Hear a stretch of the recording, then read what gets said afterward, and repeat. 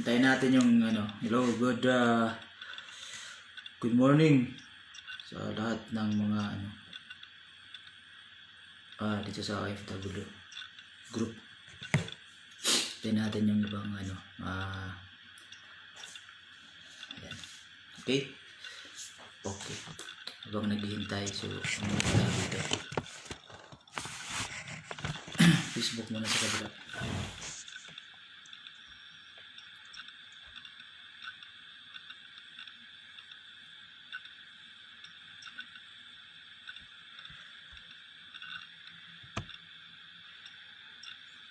Yun. May isa pa lang. So, hintayin natin yung iba. And then, hingi tayo ng panawagan sa ating Philippine Embassy o kaya sa lahat na sa nating government sa Pilipinas. So, pa-share na lang po itong itong video na ito. Live na gagawin ko. Sige, para at least magkaisa po tayo lahat. Yan. Magandang umaga, kapwa ko OFW dito sa bansang Lebanon. So sana share nyo itong live na to, then makarating sa ating Philippine Embassy dito sa Beirut at saka sa government natin sa Pilipinas. So pa-share na lang po itong video na to na live, at least para malalaman po nila yung kalagayan natin po dito. So yun po, no? So pa-share na lang po. So una sa lahat, magandang umaga sa lahat ng mga OFW dito sa Lebanon. Kasama na ako. So yun po. Nais ko po sanang iparating sa ating Philippine Embassy dito sa Beirut, sa bansang Lebanon, o kaya sa government din sa Pilipinas. Na yun po, dahil po doon sa sinasabi lang cash assistance na $200. So para sa amin, bilang isang OFW o mga OFW is mahalaga po sa amin yan. Pansin ko kasi dito sa Lebanon, sa bansang Lebanon, marami din kasing mga kababayan po natin dito is naghihirap din po. Kasi napansin ko marami talaga dito yung mga kababayan natin na walang trabaho. Yun po. So sana naman po kasi sabi kasi dito sa Pulo sa Beirut, yung nagtanong ako sa kanila, ang sabi kasi nila is maghintay daw po sa guidelines na sinasabi nila. So kailan po pa kami maghihintay yung guidelines na yan, yung wala na po kaming makain? Okay? Marami po mga kababayan natin dito na mga kapwa OFW namin na wala na po silang makain. Tsaka yung iba din kasi wala silang papel.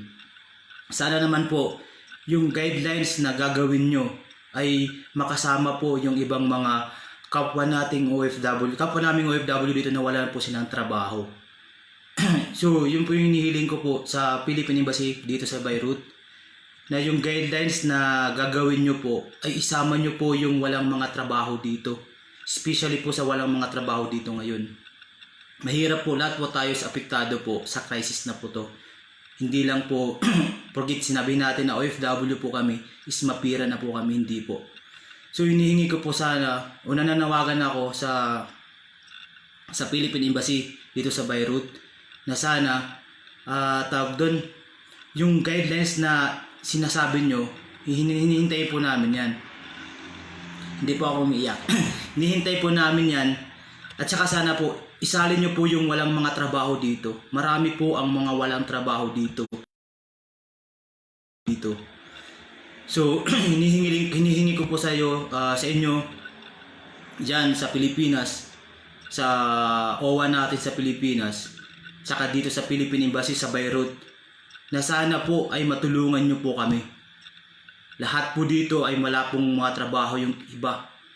So tulungan nyo po kami, kasi kahit ako din, kami sa company namin is nagsarado din. Hindi ko din alam kung hanggang kailan kami papasahurin na wala kaming pasok. Although nag-start kami nang wala kaming pasok noong March 17 hanggang natapos yung taon ng March, pinasahod pa rin kami ng buo. Hindi ko alam kung papasahurin po din kami itong darating na April. So yun nga, nananawagan po ako sa Philippine Embassy dito sa Beirut yung ilalabas nyo pong guidelines kung mayroon man yan, utang na loob, isama nyo po yung mga walang trabaho dito. Kasi sila yung mas apektado sa nangyayari dito ngayon. Wala po silang trabaho, wala po silang pagkakakitaan ngayon. Lalo na po sa panahon ngayon na na wala sila, yung umaasa sila doon sa part-time. Umaasa sila sa part-time lang, doon lang sila kumikita. So sana po pakisabi o isama yung mga walang papel dito na makatanggap sila sa sinasabing 200 cash assistance ng government natin. Yun lang po ang inihiling ko sa inyo, Philippine Embassy. Attention, Philippine Embassy ng Beirut. Isama nyo po doon sa guidelines nyo yung walang trabaho na walang mga papel. And then hindi lang yung walang mga papel, pati yung po yung nagtatrabaho sa mga bahay. Bakit po? Kasi ilang buwan na po sila, since January, February, March, hindi pa sila nakakatanggap ng kanilang sahod. So, wag mo naman po nating piliin yung bibigyan lang natin ng mga OFW dito sa bansang Lebanon. Sana po lahat po mabigyan. Kasi lahat po kami ay apektado. Lahat po kami ay nakakaranas ng ganitong klaseng crisis. So hinihingi po namin sa inyo na isama din nyo po yung mga nagtatrabaho sa mga household worker. Hindi lang po kagaya sa amin na skilled worker. So isama natin yung mga household po. Kasi kumakain din sila, kumakain din po kami lahat. So inihingi ko sa inyo na yung guidelines na gagawin nyo, Philippine Embassy o Pulo dito sa Beirut, hanggat maaari isama nyo po lahat. Iilan lang naman po kaming OFW dito sa bansang Lebanon. So maaari po bang isama nyo po lahat yun, na sana po ay makatanggap lahat kami dito. Kasi alam mo bakit? Mayroon po dito nag-message sa akin na simula January, February, March, ngayon April na hindi pa sila nakakatanggap ng sahod. Bakit? Ang sinasabi ng mga amo nila, wala daw dollar. Okay? O kung mayroon man silang pera Lebanese, ibibigay na dun sa kasambahay nila o household worker nila. Ipapalit nila sa black market. Wala, talo pa sila kasi malaki ang value ng dollar dito, mahal. So hindi na sila nakakapagpadala sa mga mahal nila sa buhay sa Pilipinas. Wala na silang pinapadala doon kasi mga dito, mga padalahan dito, paano pa? Gutom na yung mga pamilya nila sa Pilipinas. Tapos hindi pa kami makakatanggap lahat dito yung sinasabi ng cash assistance. Kung meron man yan, papasalamat kami. Pero sana naman po, isama nyo yung sa guidelines na gagawin nyo. Attention po, inuulit ko po, attention po, OWA, Philippine Embassy, Polo, dito sa Beirut. Please lang po, kung gagawa kayo o mayroon kayong hinihintay na guidelines, isama nyo. Wag po kayong mamili. Kasi lahat po tayo sa apektado dito sa crisis na to. Hindi lang po kayo. Kami din po. Ako, naamin ko sa masahod ako. Kahit sabihin natin na pinasahod ako ng 2 linggo na wala kaming pasok. Pero itong April na to, hindi ko alam, hindi ko ma-assure kung makakasahod kami. Kasi lahat kami ay apektado talaga. So yun po lang sana po, inihingi ko po sa inyo na sana lahat po is makatanggap. Makatanggap po lahat. Iilan lang kami Pilipin na OFW dito sa bansang Lebanon, kunti lang po kami. So lahat po makatanggap po, household worker man yan o skilled worker man yan, lahat po apektado kami. Marami pong walang mga papel dito. Alam nyo yan, Philippine Embassy tsaka Pulo tsaka Beirut, marami pong mga walang papel dito, alam nyo yan. O sana po ay sana po ay makatanggap po lahat. Kasi basta marami nag-message sa akin talaga na doon sa yung mga pamilya nila sa Pilipinas ay nagugutom na. Wala na silang makain. Ako din, sariling initiative na lang, yung mga nag-aano sa akin, nagbibigay din ako, sinasabi ko sa asawa ko na napadalhan nila yung mahal nila sa buhay doon. Kasi wala silang makain eh. Diba? Ako din, kahit ako wala din ako makain na rin. Pero sinasabi ko sa asawa ko na baka pwede padala. Kaso lang ngayon, yung asawa ko hindi ko na pinahintulutan na lumabas na kasi mahirap na dun sa bansa natin. Marami na yung mga bawal-bawal. Kaya iniano ko talaga, sana pag lumabas yung guidelines na yan, please po, please lang, please, nagmamakawa ko sa iyo, Philippine Embassy, Pulo, OWA, or ano pa yan, Pulo Bada ba yun? Na sana, yung gagawin yung guidelines ay isama po ang mga household worker, walang mga papel, walang trabaho dito sa bansang Lebanon. Sana po lahat makatanggap. Huwag po sana kayong mamili lang, okay? Kasi mahirap ang sitwasyon namin. Akala nyo ba kami OFW pag sinabi is mapira na kami? Hindi po. Kaya kami nga nandito kasi wala kaming pera, nagtatrabaho kami. Diyan naman sa Pilipinas naman, wag naman kayong mamili. Bibigyan nyo, pinipili nyo, porkit abroad is mapera na. Hindi po totoo yun. Nag-abroad nga kami kasi wala kaming pera eh. Wala kaming pera, kaya kami nag-abroad. Hindi ibig sabihin, may nag-abroad kami kasi may pera kami. Marami kaming pera, hindi. Nagugutom din kami. Okay? Wag po sana kayong mamili ng bibigyan nyo lang. Yung mga guidelines na sinasabi nyo, totoo lang, malaki yung contribution namin bilang OFW, di ba? Bakit kami tinawag na bagong bayani? Oh, di ba? Useless lang 'yun. Malaking contribution namin bilang OFW lahat. So, sana naman lahat, wag niyong piliin yung bibigyan niyo. Alam ko, sabi ni Mocha Ocean ba tawag doon? Basta yun na yun. Sabi niya, tawag doon, may guidelines daw. Ibigay ngayong next week ata. So yun po nga, kaya nga nakikiusap ako sa Philippine Embassy natin na kung ano yung guidelines na yan, kung at maaari, isama nyo yung mga household worker at saka yung walang mga papel dito sa bansang Lebanon. Maraming walang papel dito. Marami na pong nagugutom. Marami na. Ako nga kung tutuusin lang po, pwede ako pumunta doon sa Beirut kahit pagkaan mamigay ako doon. Kaso lang, di naman ako makapunta doon. Ako din, wala na din akong budget dito. Kunti na lang budget ko dito. Tapos paano pa makapagpadala sa Pilipinas? Okay? So please, i-share po yung video na to. And then para makarating sa Philippine Embassy natin dito sa bansang Lebanon, kaya sa Pulo, na wag po silang pumili kung sakali man may dumating na guidelines. Kasi sabi ni Mocha, napanood ko yung video ni Mocha, may guidelines daw na darating probably by this week siguro or next week. So iniaalala ko lang, baka yung guidelines na gagawin nila ay hindi po makasama yung walang mga papel dito o walang mga trabaho dito sa bansang Lebanon. Yun ang inaalala ko. Kasi silang unang-unang apektado, nagugutom na sila.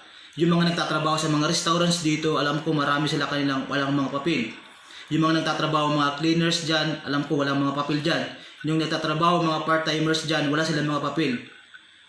So kailangan isama nyo yun. Alam ko may listahan kayo dyan, Polo, OWA, Philippine Embassy. Walang galang na po sa inyo, mga madam, sir. Isama nyo po sa guidelines na gagawin nyo. Yung mga walang papel dito lahat, bigyan nyo po kami lahat dito. Kung sakali man, totoo yung cash assistance na sinasabi ng government natin. Huwag po tayong mamili. Lahat po tayo apektado dito sa sitwasyon na to. Ako nga, pinagpre-pray ko lang na sana matapos na yung kalamidad na to para hindi na kami sa inyo humingi. Makaya naming tumayo sa sarili naming mga paa. Pero sa panahon ngayon, kailangan namin ng tulong nyo. Mawalang galang na Philippine Embassy ng Beirut, Pulo ng Beirut, OWA ng Beirut, mga ma'am, sir, tulungan nyo po kami. Ako, nagsasalita ako dito hindi para sa akin. Sasalita ako dito para sa mga kababayan ko dito sa bansang Lebanon na to. Mas naapektado dito sa nangyayari sa sitwasyong ito. Sana lang po makarating itong video na to sa ating embahada. Ako'y nananawagan. Kasi yung iba po dito, totoo lang, marami po dito iba mga household worker na walang sahod talaga. As in, wala. Wala silang sahod. Ilang buwan na hindi pa sila nakakasahod. Ramdam ko yun sa kanila. Kahit ako nakakasahod ako, kahit papaano. Pero sila, ramdam ko yung di nakakasahod. Yun nga po, inaano ko po sa mga OFW ko dito. Inihiling ko po talaga sa OWA natin na sana po lahat ay makatanggap ng sinasabi nilang cash assistance kasi malaking bagay na po yun para sa atin lahat. Lalo na sa inyo na wala kayong mga trabaho, na wala kayong pinagkakakitaan ngayon. Lalo na po yung umaasa sa part-time dyan. Wala po kasing part-time ngayon. Saan sila magtatrabaho? Sige nga, wala. Sarado lahat. O anong kakainin nila? Kailan nyo pa ibibigay yung sinasabi yung cash assistance na yan? Patay na kaming lahat dito. Sinasabi ng mga Pilipinas sa Pilipinas natin, mga tao dun, kailan nyo pa ibibigay yung assistance na yan kung patay na? Sabi pa naman, aanin pa yung kabayo kung patay, aanin pa yung damo kung patay na yung kabayo. Wala na, di ba? So, yun nga, inihingi ko sa inyo mga madam, mga sir. Alam ko, gumagawa kayo ng paraan para makatulong. Pero sana naman yung gagawin yung paraan is matulungan lahat. Hindi lang po yung tawag doon. Hindi lang po yung tawag doon, pipiliin nyo. Okay? Sasabihin nyo, bibigyan, ang makaka-receive lang, mga doktor lang, mga nurse, mga teacher, mga skilled worker na kagaya ko. How about yung mga walang papel, yung mga household worker? Alam nyo ba yung mga household worker na yan, yung mga natatrabaho sa mga bahay, ngayon yung trabaho nila, umaabot sila ng 24 hours minsan, hindi sila natutulog. Dahil yung mga amo nila, panay utos doon, luto. Tapos hindi pa sila bibigyan ng sahod. Di ba? So mas apektado pa din sila doon. So yun nga, pinapakiusap ko talaga sa inyo, mga ma'am, sir, dyan sa embahada natin. Please lang po, tawag doon, tulungan nyo po kaming lahat dito. Marami pong nagugutom na talaga. Ramdam ko yun. Kasi kahit ako nga dito, kahit sabihin natin, pinapasahod pa ako dito kahit papaano, kahit walang pasok. Pero, ramdam ko yung mga wala dyan talaga. Ramdam ko yun. Kasi, lahat kami is mahihirap. So, ayun po talaga, hinihingin ko to. I-share po nyo itong video after ng live ko. I-share nyo po to. Kasi ngayon, alam ko hindi masishare to. I-share nyo after. Ipapublic ko na lang siya. Para at least makarating po to sa embahada natin dito sa Beirut. Na yung panawagan natin is yung guidelines na gagawin nila is lahatin po nila. Iilan lang po tayo dito na OFW sa Beirut. Iilan lang sa Lebanon. Kunti lang. Kunti lang po tayo dito. So lahat sana makatanggap. Wala po sanang sasabihin na hindi makakatanggap dahil tawag doon, hindi ka doktor, hindi ka teacher, hindi ka skilled worker, dahil kasambahay ka lang or cleaner ka lang. Hindi po dapat ganun. Dapat po lahat sana ay makatanggap ng sinasabi ng government na cash assistance. Okay? Kasi malaki yung namin, contribution namin. Bilang OFW talaga, malaki. Malaki yung namin, contribution namin sa ating bansa. Tutuusin lang. So please naman, utang na loob, mga ma'am, sir, tulungan nyo po kaming lahat. Mamakawa po ako sa inyo. Marami na po ang nagugutom dito sa bansang Lebanon. Baka sasabihin nyo, tawag doon, na nagkaroon kayo ng para magpapauwi, yung mas representation. Wait lang, nagugulan ako. Wait, seryoso tayo. Yung yung 'di ba nagpapauwi tayo ng mga OFW natin dito, sabihin natin na hindi sila nagpalista, kasalanan nila 'yon. Hindi po nila kasalanan 'yun. Okay? Hindi nila kasalanan yung bakit hindi pa sila nagpailista. Bakit? Pagdating ba ng Pilipinas, bibigyan nyo ba sila ng hanap buhay dun? Oo, sabihin natin bibigyan, magkano? 'Di ba? Kaya nga marami nag-share dito nagtitiis dito. So, inihiling ko talaga sa inyo, OWA, Polo, Philippine Embassy ng Beirut ay isama nyo po sa listahan or may guidelines na darating next week. Sabi ni Mocha, yung household worker. Natatrabaho sa bahay, natatrabaho sa restaurants, wala mga papel, isama nyo po. Marami dito yung walang mga papel, totoo lang. So, sana po is makatanggap kami lahat. Hindi pa ito masishare mga mamaya pagkatapos ng live ko, masishare nyo po ito mga ma'am. Share nyo po para makarating sa sa Philippine Embassy natin dito sa sa Beirut, na sana yung guidelines na gagawin nila iisama po lahat. Wala po sanang pipiliin. Kasi yung coronavirus nga, tingnan nyo naman, wala nga pinipili. Kahit nga gobernur, tawag doon, senator, tinatamaan ng coronavirus eh. Okay? So sana naman po, wag kayong mamili ng ng bibigyan nyo ng kung sakali man totoo yung assistance na yun. Wag nyo pong piliin yung bibigyan nyo lang. Porkit doktor siya, teacher siya dito, skilled worker, yun ang bibigyan nyo. Hindi. Dapat bigyan nyo po lahat yung kasama sa mga bahay. Sasabihin na, hindi naman nag-lockdown yung nagtatrabaho sa bahay. Hindi naman sila nag-lockdown, hindi naman nagsarado. Bakit? Hindi ba kumakain yung pamilya nyo sa Pilipinas? Hindi nga sila makapagpadala ng ng pera ngayon kasi sarado? Hindi nyo sila bibigyan? Bakit? Yung trabaho nila, alam nyo lang yung trabaho ng mga nasa bahay? 24 oras yung trabaho nila? Kahit nagpapahinga sila, gigisingin sila. Okay? Tapos sino ba sila bibigyan? Magkano sinasahod dito ng mga household dito sa bansang Lebanon? Pinakamalaki, $350 to $500. Okay?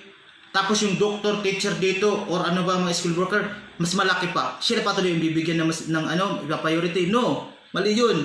Dapat lahat po ay bigyan. Hindi po yung may pipiliin lang po tayo. Ako, skilled worker ako dito sa Lebanon. Okay? May papel ako dito. Okay, sabihin natin, kasama na ako dun sa mabibigyan, sasabihin niya sa guidelines nyo. Pero hindi unfair yun para sa akin. Na yung hindi makakatanggap din yung mga nasa bahay. Kasi sabihin natin, hindi naman sila nagsarado. Kasi kasi may employer naman sila. Oo, nandun na tayo. Bakit hindi ba kumakain yung pamilya nila? Pagkano sinasahod nila dito? Yung nasa household. Sabihin natin, sumasahod sila ng $400. Oh, sabihin natin libre sila lahat ng pagkain. Bakit hindi ba sila bumibili ng mga needs nila din dito? Di ba sila nagpapadala sa Pilipinas? So yun po yung sana po ang iaasalang-alang po natin, mawalang galang na po mga madam sir dyan sa embahada natin. So please maging fair po tayo lahat. Nanguulit ko kasi yung coronavirus wala pong pinipili. Making mayor ka man dyan, congressman, senador ka man dyan, natatamaan ng coronavirus. Pero lahat naman po sana tawag doon, wag niyong piliin yung bibigyan niyo kung sakali man darating yung tulong ng government na yan. Sinasabi ni Mocha na yung tulong na yan is nakagaling sa Dole, nag-join force si Dole, tsaka si DSWD, nag-join force sila. Wala hindi si pera ng OFW, pero naman sana kung ganun yung gagawin nyo, tutulungan lahat ng OFW, bigyan nyo lahat. Hindi po yung mayroon kayong pipiliin lang. Kasi para sa akin unfair yun. Hindi makatao yun, hindi makatarungan, hindi maka-Diyos yun. Okay? Lahat po tayo is apektado po lahat dito ng crisis na to. Apektado po tayo lahat dito. Hindi lang po kayo. Hindi lang po yung mga kung sino man dyan. Basta lahat po tayo ng buong mundo po. Okay, buong mundo po apektado ng sitwasyon na to, yung crisis na to. Kaya please lang, tulungan niyo po kami, tulungan niyo po yung lahat na po ng nangangailangan ng tulong. Lalo na po yung sinasabi niya nasa laylayan. Oh, okay? Marami dito yung mga kababayan ko dito sa bansang Lebanon. Ako first time ko lang dito sa pumunta sa Lebanon. Pero marami dito yung ngayon po talaga ramdam ko na yung nararamdaman nila kasi wala silang lalo yung nagpa-part-time dito sa Lebanon, wala silang trabaho ngayon. Totoo yan. Gusto ko man silang tulungan, anong gagawin ko? Hindi na ako makalayas din dito. Kahit paano may pagkain na po ako dito. Kahit paano gusto ko sila ng tulong pero hindi ko magawa kasi hindi ako makalayas dito. Bawal. Lalo na ngayon may sinatawag na 24/7 na lockdown na dito. Paano ka lalayas dan? Okay? Yun lang po ang inihiling ko sa inyo, mga ma'am, mga sir, sa ating embahada ng Beirut. Tulungan nyo kami. Ngayon po tayo magkaisa. Ngayon po tayo magtulungan. Ngayon po, ipakita nyo po ang sinasabi nyong mga OFW ay bagong bayani. Ngayon po, ipakita nyo po ang sinasabi nyong OFW is priority. Ngayon po, ang ipakita nyo po ang OFW ay mahal namin o mahal nyo. Ngayon po sana ipakita nyo kung gaano nyo kami kamahal bilang OFW. Mahirap po bilang isang OFW, hindi nyo lang alam. Kasi tawag doon, hindi namin alam kung mabubuhay pa kami dito o uwi pa ba kami ng buo sa pamilya namin. Hindi namin alam. Mahirap ang maging OFW. Kaya wag nyo pong piliin ang bibigyan nyo ng suporta ng government natin. Huwag nyo piliin. Kung gusto nyo, kayo mag-abroad dito para maramdaman nyo yung hirap namin. Akala nyo ba masaya kami dito sa ibang bansa? Hindi. Pinili na lang namin lumayo sa mga mahal namin sa buhay dahil gusto namin bigyan ng kahit papaano yung mahal sa buhay namin ng magandang buhay. Kaya hindi kami masaya. Akala nyo masaya kami mga OFW. Hindi. Pinakikita lang namin na tawag doon, na sa mata namin o sa mukha namin na masaya kami kasi ayaw namin na mag-alala yung mga mahal namin sa buhay dyan sa Pilipinas.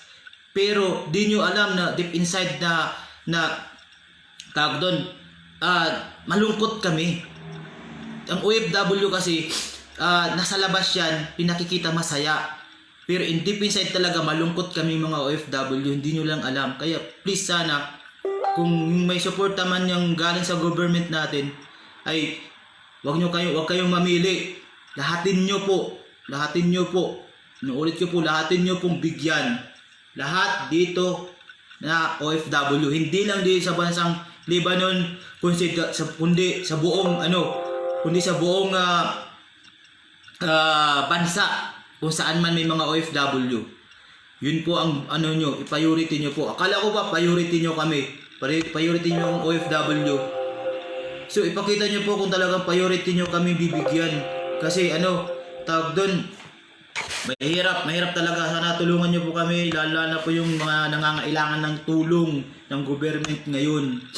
Nauulit ko po, embahada ng Beirut, wag nyo man kami pahirapan sa tulong na sinasabi nyo ng government natin. Wag nyo pong pahirapan kami.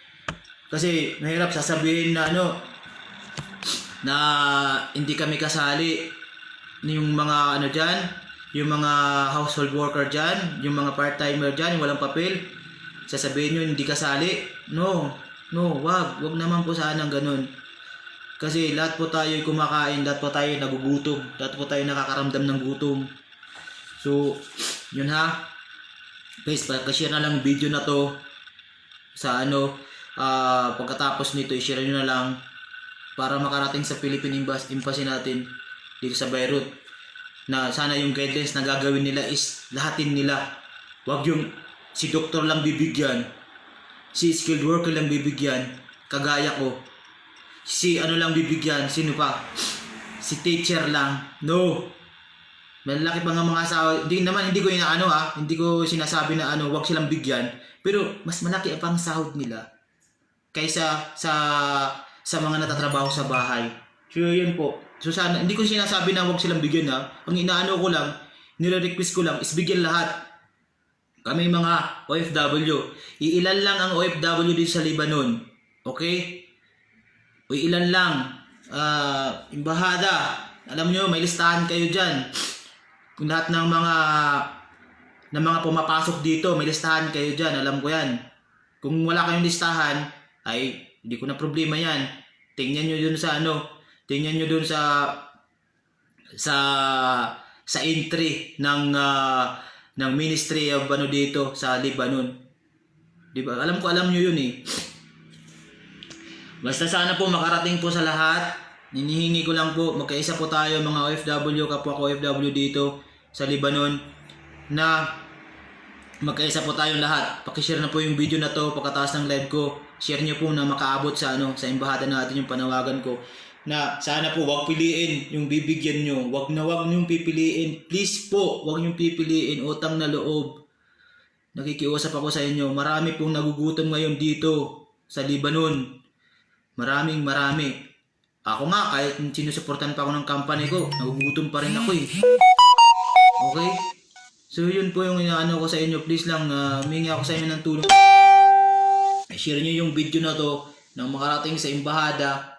Hindi lang dito sa embahada ng Beirut, kundi sa Pilipinas natin, sa government natin. Nananawagan po ako kay Senator Cayetano na please, kung mahal nyo po kami mga OFW, please pagtuunan nyo naman din po kami ng ng pansin. Huwag mo naman po sanang piliin yung bibigyan ng cash assistance. Sabihin natin na maliit na bagay yan, 10,000 piso o $200. Malaking bagay na po yan para sa aming OFW. Hindi lang para sa amin, kundi sa pamilya namin. Tsaka yung, lalo na yung walang makain dito ngayon. Okay. So, yun po, hinihiling ko po talaga sa inyo na tulungan nyo po kami. Nananawagan po ako dyan sa Pilipinas. Okay, ulit ko, Senator Cayetano, Mr. President, saludo po ako sa inyo. Sana bigyan ka pa ng good health. Okay? Pero hinihiling ko po sa iyo na sana po tulungan niyo po kami. Nakikiusap po ako in behalf sa mga OFW dito sa Lebanon. Nakikiusap po ako na tulungan niyo po kami lahat. Sana makarating po yung tulong na sinasabi niyo. Huwag mo na sana patagalin pa or pahirapan po kami na ma-receive namin yung tulong na yan. Kasi hindi nyo alam, nagugutom na talaga kami dito. Kung sakali man huwag mo kayong pahirapan, sana madali. Sabi ni Mocha pala. Oka tuloy, sorry. Mocha. Sabi niya, online daw. Tapos may guidelines. Bakit kasi may guidelines pa kasi na sinasabi? Okay, sabihin natin, okay yung guidelines na yan. Walang problema. Pero, huwag piliin. Natural may guidelines kung how to receive cash assistance. Okay lang yun. Natural lang yun. Okay? Pero, huwag isama sa guidelines yung hindi bibigyan. Lahat dapat bigyan. Kasi lahat po tayo nangangailangan ng tulong.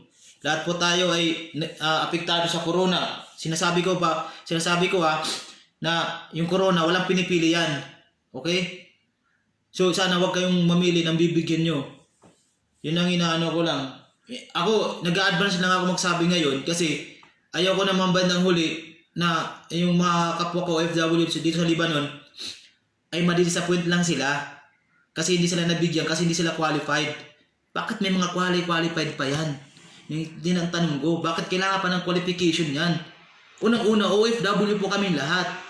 Sununid na ng qualification dyan.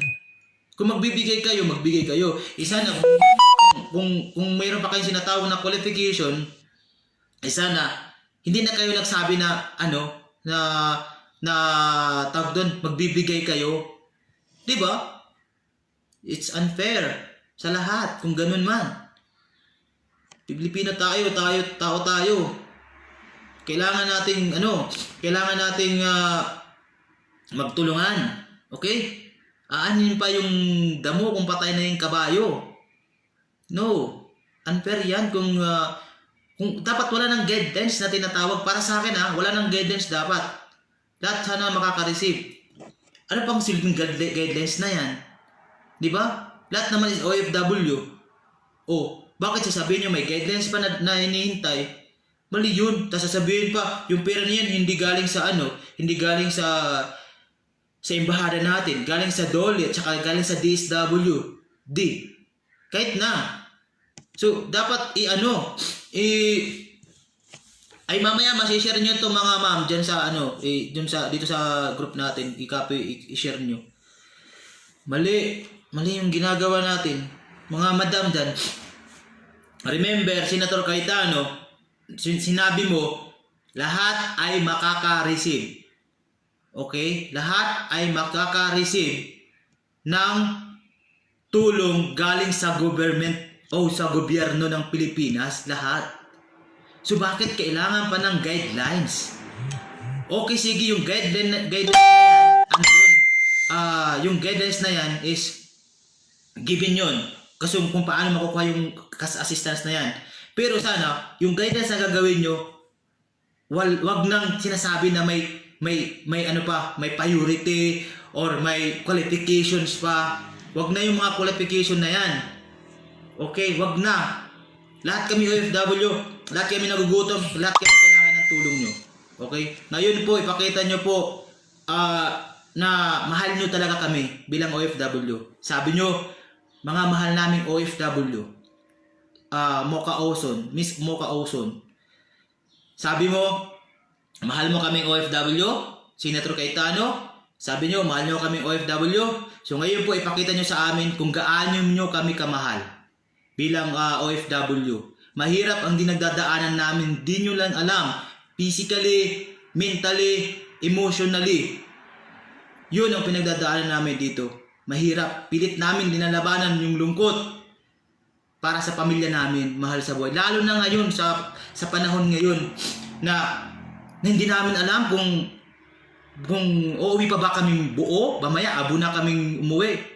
Ako nga, hindi ko nga alam kasi kung mamamatay ako, hindi ko nga alam, hindi na ako makakauwi na ako sa Pilipinas. Hindi na ako makakauwi sa Pilipinas. Bakit? Bilang isang Muslim, pag namatay ako, ililibing na lang ako dito. Tapos, kawawa naman yung mga mahal sa buhay ko doon sa Pilipinas, hindi sila makakita sa akin. So, yun po ang hirap namin, mga OFW, okay? Ay, masishare niyo to mga ma'am sa doon sa timeline dito sa group pagkatapos nito. Yun lang po, iniulit ko po, last na lang po, iniulit ko na attention, Philippine Embassy, OWA, Polo, ano pa ba dyan? Inihingi ko po sa inyo yung guidelines na gagawin nyo. Please, lahat po sana makatanggap. Lahat po sana ay makatanggap kami dito sa sa bansang Lebanon. Please lang po inuulit ko lang po. Huwag naman po sanang pumipiliin lang. Lahat po ay makatanggap po kami lahat dito. Yun lang po. Maraming salamat po sa inyo kung may tulong man yan. Basta excuse me po. Basta inihingi po sana na lahat po makatanggap. Maging ano naman yan. Maging household man yan. Cleaners man, or lahat kami dito makatanggap po sana. Kunti lang po kami dito. Tsaka sana makarating na po yung tulong na sinasabi nyo kasi marami na po yung nagugutom dito. Yun lang po hinihiling ko sa inyo mga ma'am, mga sir. Yun lang po. Maraming salamat. Tsaka pakishare na lang po yung video na to after this sa live na to para makaabot sa embahada natin. Now sana wag silang pumili. Wag silang pumili ng ng bibigyan nila. Wag silang pumili. Wag. Kasi unfair yan sa amin lahat. OFW po kami. Lahat po kami OFW. Sana wala pong qualification na mangyayari. Okay? Yun lang po mga madam. Maraming salamat sa inyo mga staff ng ng embahada natin. Maraming salamat sa inyo. Pero please, hingi ko ng tulong. Ako na po yung hingi in behalf ng OFW. Lahat ng OFW dito sa Lebanon. Please, hihingi po ako ng tulong sa inyo. Lahat po ay bigyan nyo. Hindi lang po sabihin natin skilled worker. Hindi po. Please, nakikiusap po ako ngayon. Sana dumating na po yung tulong na yan. Kasi malaking bagay na po yan. Kasi imagine mag-extend pa yung dito. Yung lockdown dito sa Lebanon. So saan sila kukuha yung walang mga trabaho? Yung umaasa lang sa part-time. So please, tulungan niyo po kaming lahat. Sana makarating na po yun. I-share niyo po yung video na to na makarating sa Philippine Embassy natin, yung panawagan natin, para at least dumating na yung tulong na sinasabi nila at saka sana wala silang piliin. Okay? So yun lang po. Maraming salamat po. God bless po sa ating lahat. Ingat po tayo. Tsaka stay home. Stay at home. Ayun. Yun lang po.